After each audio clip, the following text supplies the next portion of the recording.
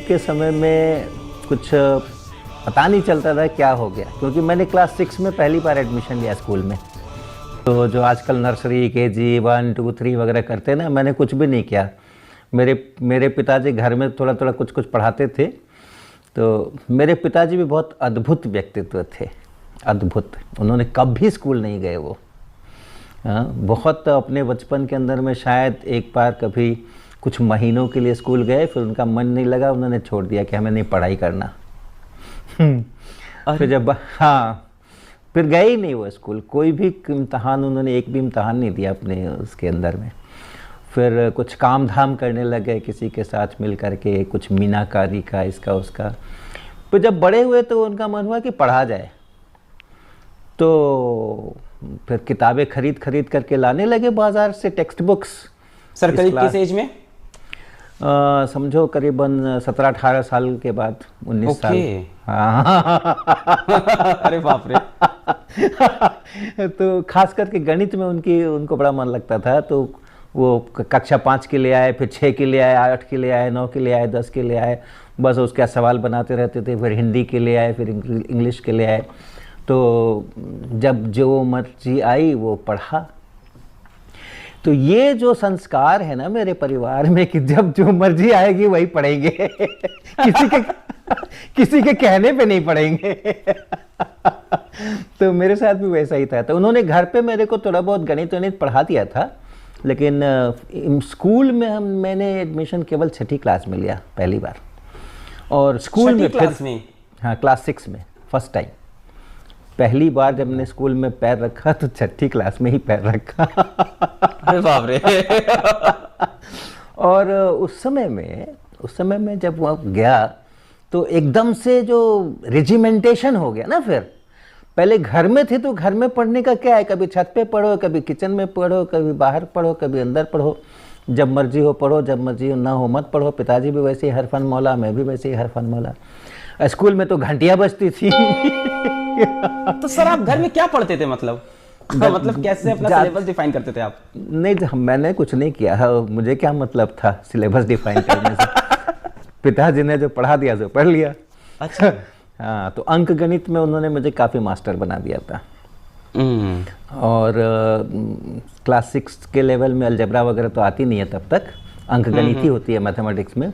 और हिंदी उन्होंने मेरी बड़ी पक्की करती थी, बहुत पक्की करती थी। सर आपकी हिंदी काफ़ी अच्छी है। सर अंकगणित को अगर आप बता सके तो मतलब बच्चों को समझने में थोड़ा आसान होगा। अरिथमेटिक। Okay okay okay. तो हिंदी और गणित, ये 2 मुख्य विषय उन्होंने बहुत मेरे को पक्के करके रखे हुए थे। और जो अंग्रेज़ी थी वो उस समय में ऐसा नहीं था आजकल की तरह कि सब इतना क्रेज़ हो अंग्रेज़ी का सब। तो 6ठी क्लास से ही साधारणतः स्कूलों में अंग्रेज़ी शुरू हुआ करती थी। हाल तक तो सरकारी स्कूलों में अभी भी 6ठी क्लास से ही शुरू होती थी, कुछ साल पहले तक। तो जब वो मेरे को स्कूल में एक लेकर के गए, नवीन गणेश पाठशाला नाम था स्कूल का, पटना में जी। तो उस समय में एडमिशन टेस्ट ऐसे तो नहीं होते थे, लेकिन प्रिंसिपल अपने रूम में बुला करके और कुछ सवाल पूछ लिया करते थे। कुछ कागज़ कलम दे देते थे कि लिखो, ये लिखो, वो लिखो। थोड़ा सा डिक्टेशन लिखा दिया, थोड़े गणित के सवाल पूछ लिए, और तब तय करते थे कि कौन सी क्लास में ये जाएगा। अच्छा। तो मेरे को उन्होंने इसी तरह से बुला के पूछा। तो 1 सवाल, 2 सवाल, 4 सवाल, 5 सवाल कुछ कराए, और मैंने उनके उत्तर देते चले गए। तो फिर हिंदी का उन्होंने पूछ लिया मुझसे। तो देख लिया कि हिज्जे वगैरह ठीक लिखता हूँ, स्पेलिंग्स ठीक लिखता हूँ, कोई इसका लिंग का, वचन का गलतियाँ नहीं करता हूँ, ग्रामर ठीक है मेरी। तो उन्होंने कहा कि ये तो बच्चा या तो 6 में आप इसको लगा सकते हैं या 7th में लगा सकते हैं। अरे वाह। तो मेरे पिताजी ने कहा 6 में ही लगाओ, 7 में नहीं लगाना है। वहाँ से शुरुआत हुई थी स्कूल की।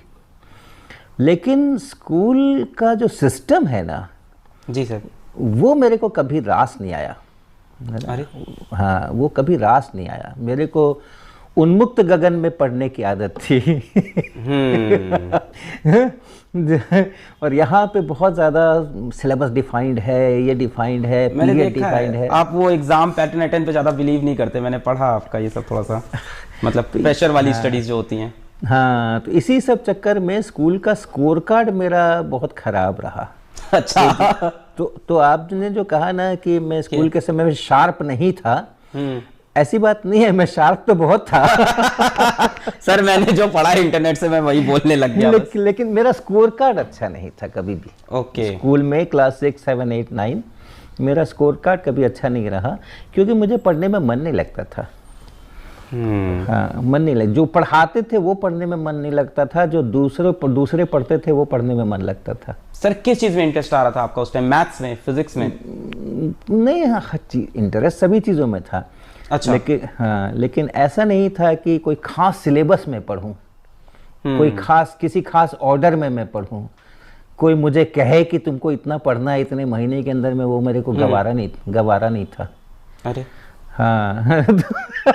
तो सर इसमें तो एक बहुत बड़ा मैसेज ये है कि मतलब आपके पेरेंट्स जो थे वो कैसे इस चीज़ पे मतलब इस चीज़ को लेते थे, क्योंकि आजकल के पेरेंट्स तो एकदम नहीं इस चीज़ को समझते। उनको तो मतलब ये है कि नंबर आया तो बच्चा अच्छा है, नहीं आ रहा तो बच्चा खराब है। मेरे पेरेंट्स में मेरी माताजी जो थी, मैं अभी उनकी कहानी कहूँगा, और आपने जो पूछा ना कि कैसे पलटी खाई, हाँ, तो वो कहानी माताजी से जुड़ी हुई है मेरी। अच्छा। तो वो मैं अभी बताऊंगा। लेकिन मेरी माताजी बिल्कुल ही पढ़ी लिखी नहीं थी। अच्छा। मेरे पिताजी ने तो पढ़ लिया था अपने से, हाँ। लेकिन माताजी को केवल अक्षर ज्ञान था, और हाँ। इसलिए वो अपनी धार्मिक किताबें पढ़ लिया करती थी, उससे ज़्यादा उनकी पढ़ाई नहीं थी। अच्छा। लिखती नहीं थी, वो लिख नहीं सकती थी। अच्छा। तो माताजी वैसी थी। पिताजी तो मेरे बहुत विद्वान थे खैर। और मेरे बड़े भैया हैं गणित के, देवी प्रसाद वर्मा जी, वो मुझसे बिल्कुल उलट थे।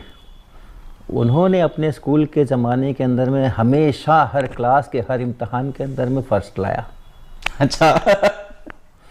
तो मैं जब ख़राब स्कोर करके घर आता था ना, जब रिज़ल्ट कार्ड ले करके उसमें लाल लाल निशान बने होते थे कि इस सब्जेक्ट में फेल, उस सब्जेक्ट में फेल, उसमें 30 नंबर, उसमें 20 नंबर। तो पिताजी और हमारे बड़े भैया दुखी तो बहुत होते थे, लेकिन गुस्सा नहीं करते थे। वो हमें बहुत काउंसलिंग करते थे कि तुम में बहुत प्रतिभा है, तुम्हारे बड़े भाई जैसे हैं वैसे ही तुम भी हो, है ना, तो दोनों एक ही तरह के हो, तुम पढ़ा करो। हमें बहुत समझाया करते थे, पढ़ा करो पढ़ा करो पढ़ा करो। तो हम वो सुन लिया करते थे, वो भाषण जितनी देर चले 15 मिनट 20 में इंतज़ार करते थे कि कब ख़त्म हो, कब हम यहाँ से जाए। तो ऐसे ही चलता था। लेकिन बाद में हुआ क्या कि जब मैं 10th में पहुँचा, तब तक ऐसी स्टोरी चलती थी। अच्छा, ऐसा नहीं था, स्कूल के अंदर रेपुटेशन मेरी हाई थी। अच्छा।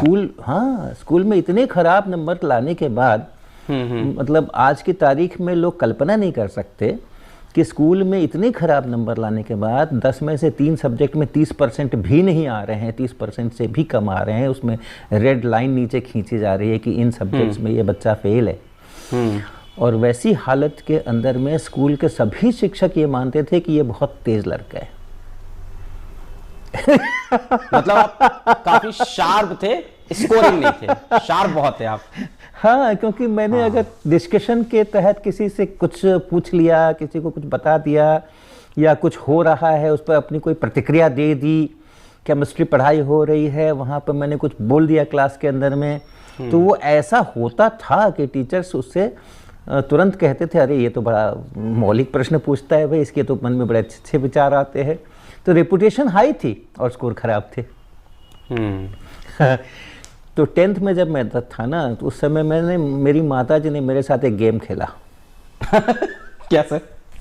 हाँ, बिहार में एक पर्व होता है छठ सर, बहुत फेमस है जी। बहुत फेमस है। तो उसमें ना प्रसाद के लिए वो ठकुआ बनाया जाता है, आटे का गुड़ डाल करके और घी में सेक करके, बहुत स्वादिष्ट मिष्टान्न होता है। सर इसका क्या बोलते हैं? ठकुआ बोलते हैं। ठेकुआ। ठेकुआ बोलते। ठीक सर, ठेकुआ। तो छठ का वो मुख्य प्रसाद होता है। हाँ। और सभी जो लोग छठ करते हैं, पूजा करते हैं, उनके घर में वो बनता है। तो मेरी माताजी क्या करती थी, वो खुद तो कभी छठ नहीं करती थी, लेकिन अपने घर में प्रसाद बना करके और किसी दूसरे को दे देती थी कि मेरी तरफ से पूजा कर देना। अच्छा। तो उस साल उन्होंने ठकुए बनाए ज़्यादा, है, और कुछ एक शीशे के बड़े बर्तन के अंदर में वो ठकुए ताकि बाहर से दिखाई दे, वो उन्होंने और करके और अपने कमरे में एक अलमारी में रख दिए। अलमारी मतलब खुली अलमारी, वो दीवार में जो स्लैब बनी रहती है, दरवाज़ा नहीं होता, ताकि वो बाहर से दिखाई देता रहे। और मुझसे उन्होंने डील किया कि अगर तुम अपनी किताब और कॉपी लेकर के और कलम लेकर के इस कमरे में, मेरे कमरे में, मेरे सामने में 1 घंटे बैठोगे तो 2 ठकुए तुम्हें मिल जाएंगे। तो मैंने कहा ये तो बड़ा अच्छा है, पढ़ने को तो, मैंने सोचा पढ़ने को तो बोल नहीं रही है, पढ़ने को थोड़ी बोल रही है, खाली बैठने को बोल रही है ना। हाँ, पढ़ने से तो प्रॉब्लम थी ना मुझको। तो वो उनका बहुत स्पष्ट डील था, कोई उसके अंदर में हिडन कुछ नहीं था कि 1 घंटे अगर तुम लगातार बैठोगे खाली यहाँ पे किताब कॉपी और कलम के साथ में, तो पढ़ो ना पढ़ो उससे कोई मतलब नहीं है, 2 ठकुए तुम्हारे पक्के। दूसरे 1 घंटे और बैठ जाओ तो 2 और। तो हमने कहा कि हाँ ये बढ़िया है, खूब सारे ठकुए खाएंगे। तो मैंने शुरू करा बैठना। तो तब समझ में आया है कि एक कमरे के अंदर वही 4 दीवालें हैं, वही छत है और वही फर्श है, दीवाल पर वही कैलेंडर है। कितनी देर आदमी देखेगा? कितनी देर आदमी देखेगा? तो क्या करेंगे भाई, क्या करेंगे? तो 5-10 मिनट के अंदर में बोर, अब उठ के जा नहीं सकते, ठकुआ छूट जाएगा। लिहाजा किताब पलटना शुरू किया, किताब पलटना शुरू किया, पढ़ना शुरू किया। पहली बार मैंने किताब ढंग से पढ़ी। मैंने पूरा पेज पढ़ा एक बार। अच्छा। तो जब किताब पढ़ना शुरू किया तो बातें समझ में आने लगी। तो लगा कि ये तो खराब चीज नहीं है, किया जा सकता है। तो महीने भर वो ठकुए चले, ढेर सारे बनाए थे उन्होंने। और महीने भर के बाद मेरी परीक्षा हुई, किसी सब्जेक्ट में फेल नहीं हुआ, खूब अच्छे सारे ढेर सारे नंबर आ गए और वहां से पूरी गाड़ी पलट गई। सर ठकुए ने बदल दिया आपको। हाँ जी। तो ये है कहानी स्कूलिंग मेरी। ये तो बड़ा अच्छा था सर, बिहार के बच्चे अगर सुन रहे हो तो समझ जाएं कि एक ठेकुआ कैसे जिंदगी बदल सकता है लोगों की।